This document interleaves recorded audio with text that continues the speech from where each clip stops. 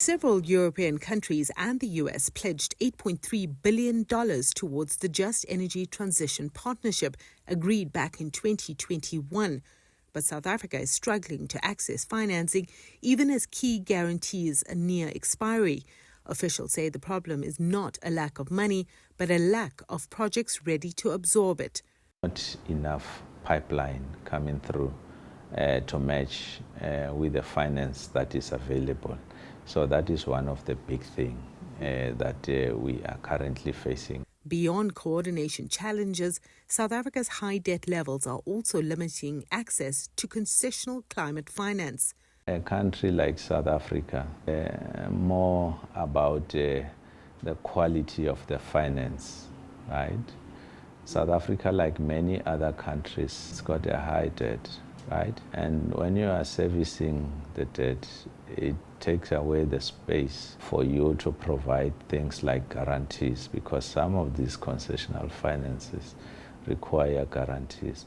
So the cost of capital is something that really needs to change for countries that are like South Africa that just need access. Currently, it is unaffordable for many developing countries that are highly indebted, and South Africa is no exception.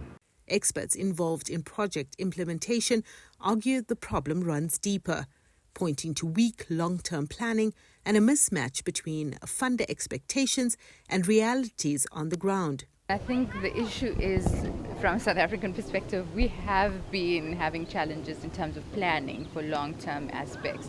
And because of that, I think from the international perspective, the funders should understand that this is an issue. It is a pilot, if you may call it that, and by that virtue, give us longer horizon investments. So not say that, okay, your investment pledge is going to end by the end of this year if we don't use it, but understand, because even in projects, you see that there's challenges in terms of implementing it. South African government is negotiating with the UK for an extension while also engaging other countries.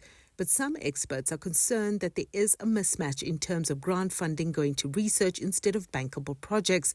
While more than 160 community-backed projects have been identified in Mpumalanga, the epicenter of the Just Energy Transition, many fail to meet investor requirements.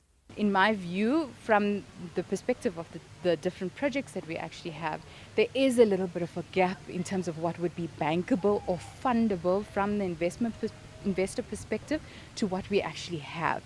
And I think that's the challenge that we're grappling with, and that's where funders are not necessarily focusing on in terms of how do we actually change the story and shorten the gap, and then fund that specific aspect so that they can eventually give financing to those projects. And it could be debt financing, loan financing, or in whatever form, but we're not thinking about using the grant funding for that aspect.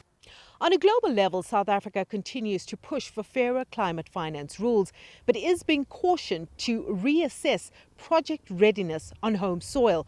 Hundreds of viable projects have been identified but are not being developed because most of the grant money received thus far is going towards research and to strategy as opposed to project development. Experts say that a pipeline of scalable projects will unlock further financing and get the ball rolling on the Just Energy Transition. Sumitra Naidu, CGTN, Johannesburg.